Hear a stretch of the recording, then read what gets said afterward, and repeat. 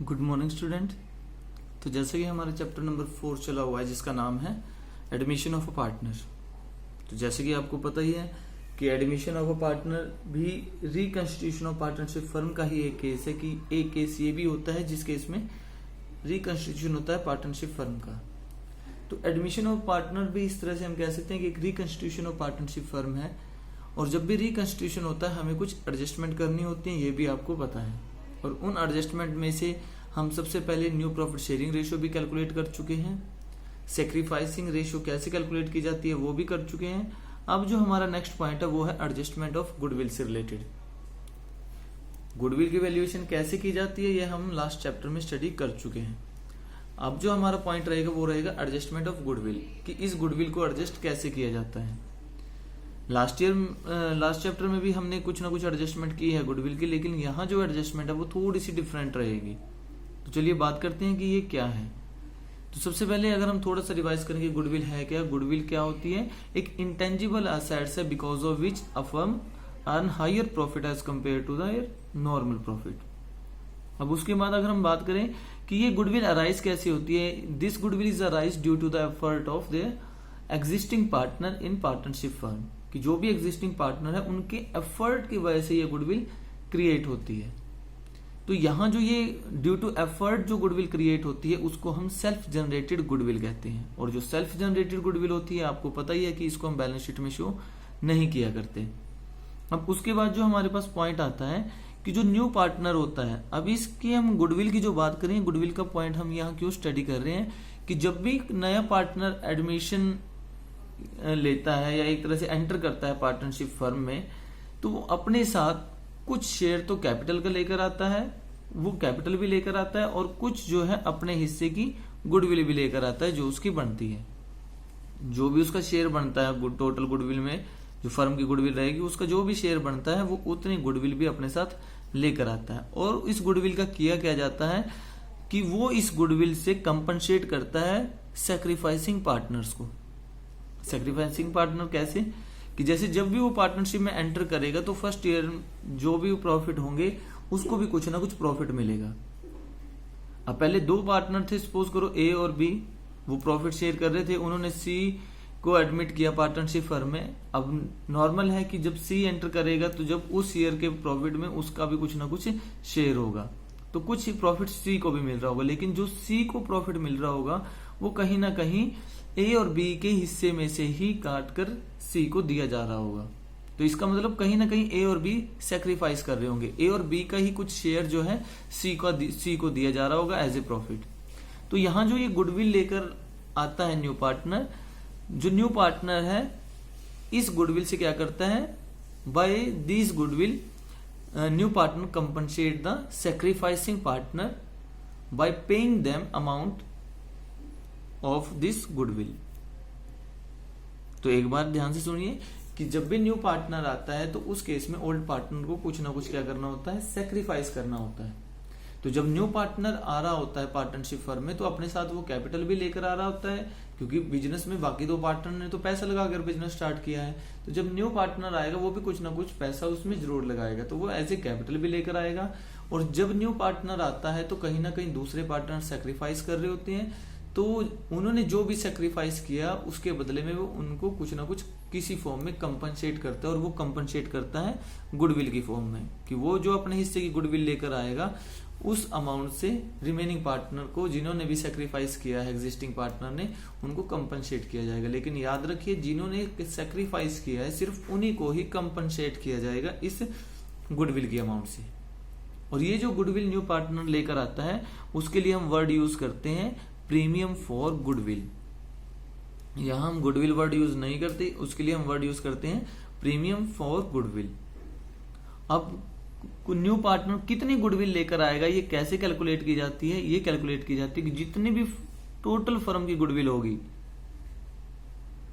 जितनी भी फर्म की गुडविल होगी उसमें से न्यू पार्टनर को हम कितना शेयर दे रहे हैं वो उतनी ही गुडविल लेकर आएगा। सपोज करो आपने कैलकुलेट की कि जो न्यू पार्टनर है हमारा, कि जैसे फर्म की गुडविल थी 5 लाख, आपने वैल्यूएशन की फर्म की गुडविल निकाल ली, और न्यू पार्टनर को सपोज करो आप शेयर देना चाहते हो 1/5, कि आपने 1/5 के लिए न्यू पार्टनर को एडमिट किया, तो मीन्स यहां पर वो उसको 1 लाख रुपए एज अ गुडविल लेकर आने हैं अपने साथ, ये उसको गुडविल की अमाउंट लेकर आनी है, ये आपको ध्यान रखना है।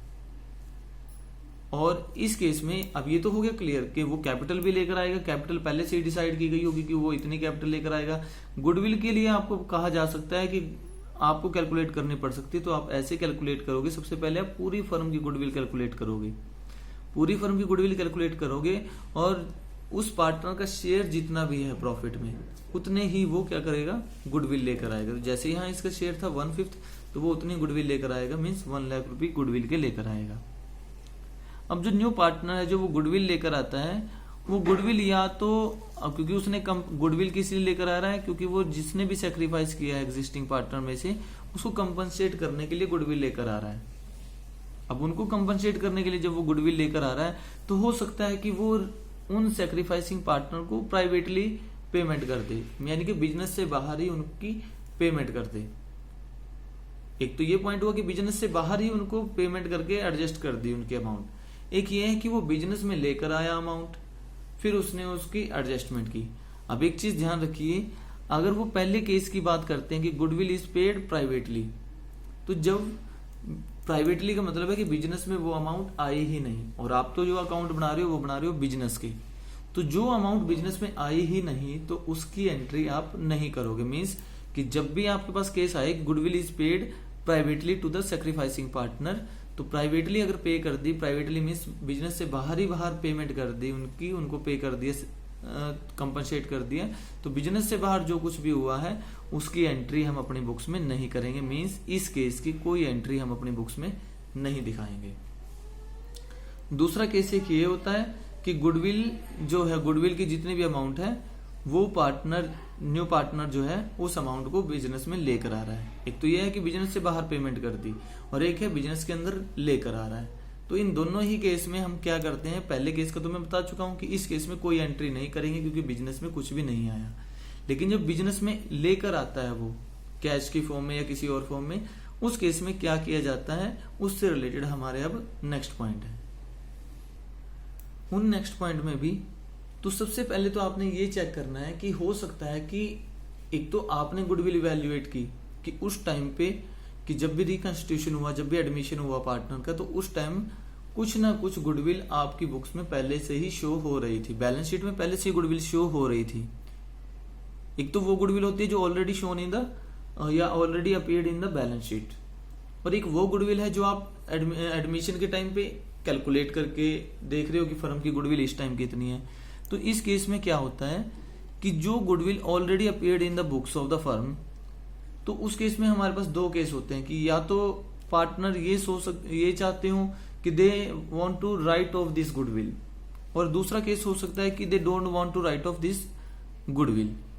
लेकिन जो आपके यहाँ सिलेबस में रहेगा वो ये केस रहेगा कि वो कुछ भी नहीं कहेंगे, और कुछ भी नहीं कहेंगे तो उस केस में आपको करना क्या होता है कि अगर ऑलरेडी बुक्स में गुडविल शो हो रही है तो सबसे पहला स्टेप आपका ये रहेगा गुडविल के केस में, आप उस गुडविल को जो ऑलरेडी बुक्स में अपीयर है, बैलेंस शीट में अपीयर्ड है, उसको आप राइट ऑफ कर दोगे।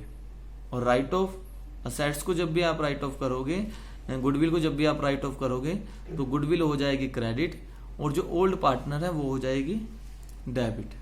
अब एक चीज यहां ध्यान रखो कि जो गुडविल थी बैलेंस शीट में ऑलरेडी अपीयर्ड थी, एडमिशन से पहले ही अपीयर्ड थी, वो ओल्ड पार्टनर्स की है, वो ओल्ड पार्टनर से रिलेटेड है, और उस जो ओल्ड पार्टनर से रिलेटेड है उसके साथ आप जो भी करोगे वो ओल्ड रेशो में ही करोगे। मींस आपने करना क्या है, ये जो गुडविल आप राइट ऑफ करोगे, ओल्ड गुडविल, इसको आप ओल्ड पार्टनर में ही राइट ऑफ करोगे और ओल्ड रेशो में ही राइट ऑफ करोगे।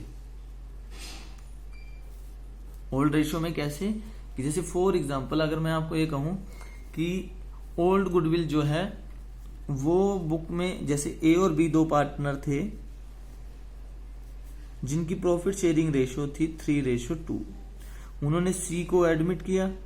जब भी सी के एडमिट के टाइम पे बुक्स में जो गुडविल शो हो रही थी वो हो रही थी 50,000 की, already appeared in the books of the firm. 50,000 की गुडविल ऑलरेडी अपीयर्ड थी, तो इस केस में आपने सबसे पहला स्टेप क्या करना है, आपने इस गुडविल को राइट ऑफ करना है। राइट ऑफ आप कैसे करोगे, ओल्ड पार्टनर यहाँ ए है, A is capital account debit, B is capital account debit,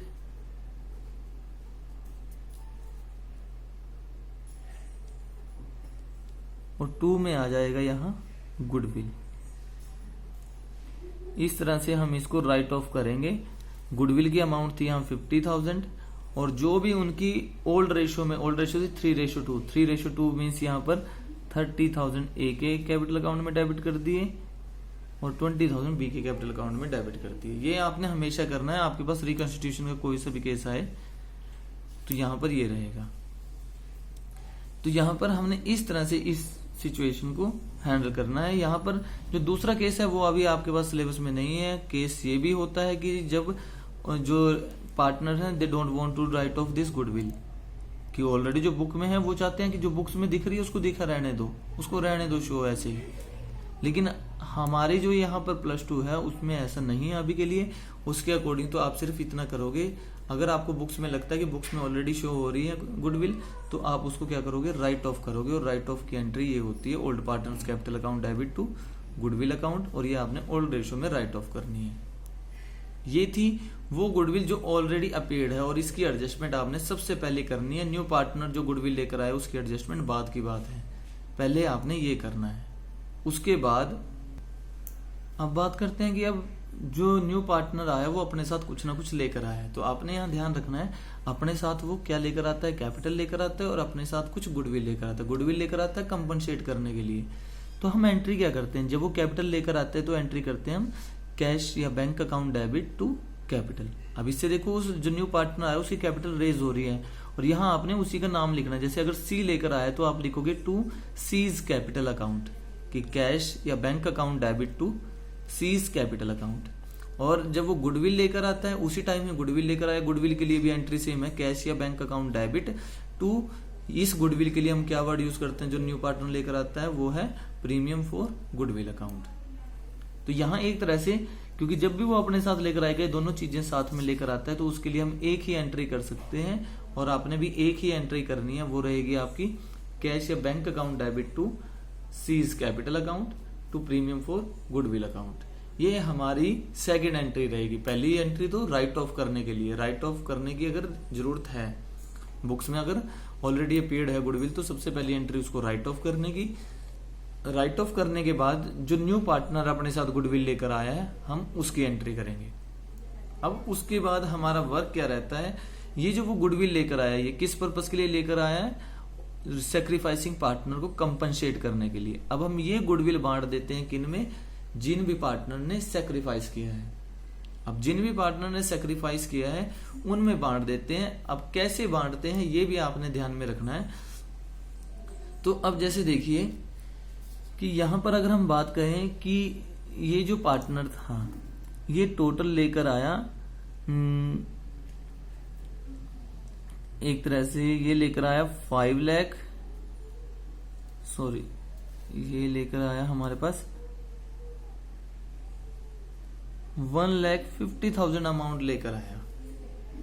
अब इस 1,50,000 अमाउंट में 90,000 तो वो लेकर आया गुडविल इसके कैपिटल के और 60,000 वो लेकर आया गुडविल के। तो हमने ऐसे लिख देना है। अब हमने करना क्या है, ये जो प्रीमियम फॉर गुडविल है जो 60,000 की अमाउंट जो है इसको ये हम किन में डिस्ट्रीब्यूट कर देंगे, उन पार्टनर्स में जिन्होंने भी सैक्रिफाइस किया था। अगर सैक्रिफाइस करने वाला एक है तो सारी की सारी अमाउंट हम उसी को दे देंगे। अगर सैक्रिफाइस करने वाला एक है तो हम सारी की सारी ये 60,000 अमाउंट उस एक ही पर्सन को दे देंगे। अगर 2 पार्टनर ने सैक्रिफाइस किया है तो जितना जितना उन्होंने सैक्रिफाइस किया है उसी रेशियो में उनको हम डिस्ट्रीब्यूट कर देंगे ये अमाउंट। अब जैसे ये अमाउंट थी हमारे पास 60,000, ये 60,000 अमाउंट थी। और अगर आपको लगता है कि ए और बी ने जो सैक्रिफाइस किया है वो किया है 2:1 में, सैक्रिफाइसिंग रेशियो तो आप निकाल लेते हो, जैसे आपने इससे पहले निकाली है कि सपोज करो आपके पास आई 2:1 सैक्रिफाइसिंग रेशियो। तो आप क्या करोगे कि ए ने और बी ने जो 2:1 की रेशियो में सैक्रिफाइस किया है, ये 60,000 भी हम 2:1 में ही डिस्ट्रीब्यूट कर देंगे उनमें 40,000 और 20,000, मीन्स इनकी कैपिटल बढ़ जाएगी इतनी इतनी। लेकिन ध्यान रखना है, ये तो थी वो एंट्री जब वो अपने साथ कैपिटल भी लेकर आया, गुडविल भी लेकर आया। इस एंट्री में से सिर्फ आपने ये गुडविल का पॉइंट हटाना है, उठाना है यहाँ से। इस गुडविल की जितनी भी अमाउंट है वो इनमें सेक्रीफाइस करने वालों में बांट देगा। अगर एक ही पार्टनर, सपोज करो यहाँ अगर ए ही था जिसने सेक्रीफाइस किया, तो क्या करते, premium for goodwill account debit to S capital account करते। अगर सिर्फ ए ने ही सेक्रीफाइस किया और वो 60 के 60 अमाउंट ए के कैपिटल अकाउंट में ट्रांसफर कर देती। लेकिन यहाँ सेक्रीफाइस दोनों ने किया है, और किस रेशो में सेक्रीफाइस किया है, 2:1 में। तो हम सारी की सारी अमाउंट जो है 60,000 इन दो पार्टनर्स में डिस्ट्रीब्यूट कर देंगे, वो भी इनकी सेक्रीफाइसिंग रेशो जो है 2:1 में। अब उसके बाद जो हमारा नेक्स्ट पॉइंट रहता है वो क्या है, वो ये है कि अगर अब जैसे हम बांट चुके हैं, जो भी प्रीमियम आया हमने सेक्रीफाइसिंग पार्टनर में डिस्ट्रीब्यूट कर दिया। अब कई बार क्या होता है कि जो सेक्रीफाइसिंग पार्टनर होते हैं, जो भी उनको प्रीमियम फॉर गुडविल की अमाउंट मिली है न्यू पार्टनर से, वो उसको निकाल लेते हैं अपने कैपिटल अकाउंट से। कि जैसे सेक्रीफाइस करने वाले को कुछ पैसे मिले न्यू पार्टनर से गुडविल के, तो सेक्रीफाइस करने वाला इस गुडविल की अमाउंट जो उसको मिली है, वो इसमें से कुछ पैसा अगर निकाल लेता है, तो निकालने की एंट्री ये होती है कि अगर सेक्रीफाइसिंग पार्टनर ने निकाल लिया इसमें से कुछ पैसा, तो वो एंट्री करेगा। उन जिन्होंने भी अमाउंट निकाली है इससे उनका कैपिटल कम हो जाएगी, इसलिए उनकी कैपिटल अकाउंट को हम डेबिट कर देते हैं, कि चाहे वो ए था। अब जैसे हमारे पास जो पिछला एग्जांपल आया था उसमें क्या था कि ए कैपिटल था, इसको मिले थे कुछ पैसे, बी को मिले थे कुछ पैसे। अगर वो कुछ अमाउंट निकाल लेते हैं तो क्या होगा, बिजनेस से कैश या बैंक डिक्रीज हो जाएगा उसका बैलेंस, और कैपिटल भी डिक्रीज हो जाएगी। कैपिटल डिक्रीज होती है तो आपको पता ही है कि डेबिट करते हैं। अगर ये कहता है कि 50-50% उन्होंने निकाल लिया, 50-50% मीन्स इसको 40,000 मिला था, इसने 20,000 निकाल लिए, इसने 10,000 निकाल लिए, और टोटल बैंक से कितना निकल गया है, 30,000। यानी कि इस एंट्री के लिए डिपेंड करेगा कि उन्होंने जितनी अमाउंट निकालने की बात कही है, हम उतने ही अमाउंट की एंट्री यहां पर करेंगे। ये था हमारा पॉइंट गुडविल की एडजस्टमेंट का। अब छोटे छोटे से कुछ पॉइंट हैं, वो आप ध्यान से देखिए इस एग्जांपल को। वो है क्या हमारे पास पॉइंट, कि अब तक तो हमने ये देखा कि जो भी न्यू पार्टनर है वो अपने साथ जो गुडविल की अमाउंट है वो साथ में लेकर आ रहा है, कैश की फॉर्म में लेकर आ रहा है। लेकिन ऐसा भी तो हो सकता है कि वो गुडविल की अमाउंट साथ में लेकर ना आए। तो जैसे इसी के लिए देखिए, जैसे फॉर एग्जाम्पल फर्म की जो गुडविल बनती है वो बनती है यहां पर 1,80,000। फर्म की हमने गुडविल कैलकुलेट करके देखी, वो बनी 1,80,000। न्यू पार्टनर जो हमने एडमिट किया उसका शेयर है, सपोज करो प्रॉफिट में 1/3 हो गया। सेक्रीफाइसिंग रेशियो है, मानकर चलो यहां पर 2:1, वैसे ही पहले ही वाली कर लेते हैं यहां पर। उसके बाद अब एक चीज यहां पर देखिए, फर्म की गुडविल है 1,80,000, न्यू पार्टनर का शेयर है 1/3। इसका मतलब वो कितनी गुडविल लेकर आएगा, यहां से फर्म की गुडविल 180 है, उसका शेयर बनता है 1/3, इसका मतलब वो 60,000 लेकर आएगा।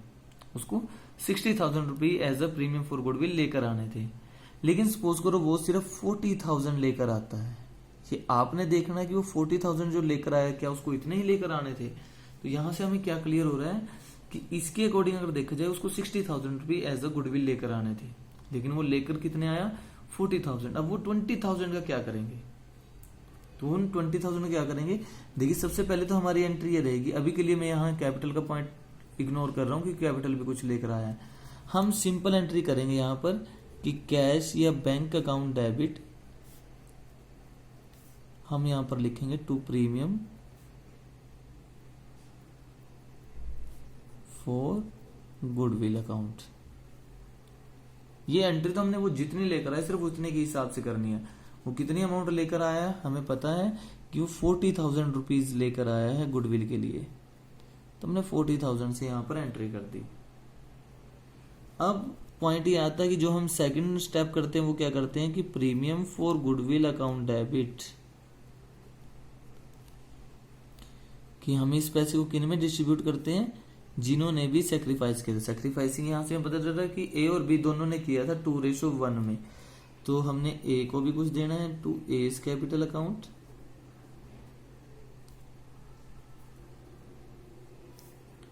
और to B is capital account. A को भी देना है और बी को भी देना है।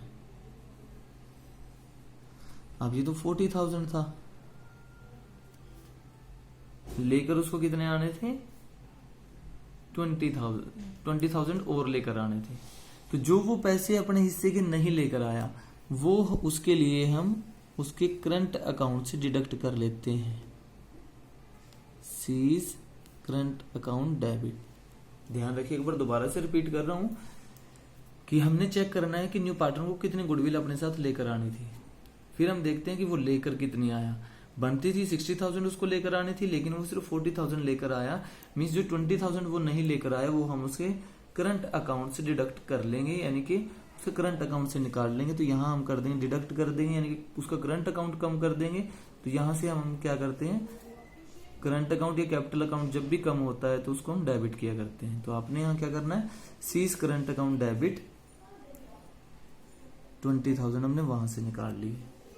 अब हो गए पूरे 60। अब हम यहाँ पर इसका कैपिटल अकाउंट वही कि 60,000 2:1 में इन्होंने क्या किया है, सेक्रीफाइस किया है। 2:1 में हम यहाँ पर एंट्री कर देंगे। 40,000 ए की कैपिटल बढ़ा देंगे और बी की कैपिटल 20,000। लेकिन इसमें ये कंफ्यूज मत होना कि हमने ऐसा कुछ किया कि 40 यहाँ था तो 40 यहाँ लिख दिया, ऐसा नहीं है। हमने ये 40 या 20 किस बेस पे लिखा, अगर इनकी सेक्रीफाइसिंग रेशियो 1:1 होती, अगर 1:1 होती तब हम ये 60,000 इक्वल बांट रहे होते, यानी कि 30 इसको दे रहे होते, 30 इसको दे रहे होते। क्लियर है? तो यहां पर हमने इस तरह से ये क्वेश्चन करने हैं। और जो इससे रिलेटेड पॉइंट हो सकता है वो ये हो सकता है कि जरूरी नहीं है कि न्यू पार्टनर के आने से रिमेनिंग पार्टनर हमेशा सेक्रीफाइस ही करेंगे। हो सकता है कि न्यू पार्टनर के आने से, कि जैसे सिचुएशन में बता देता हूं, सॉल्यूशन इसके बाद बताऊंगा। तो जैसे कि ए और बी पार्टनर थे, इनकी प्रॉफिट शेयरिंग रेशियो मानकर चलो कुछ भी थी, जो भी थी, सी एज अ न्यू पार्टनर आया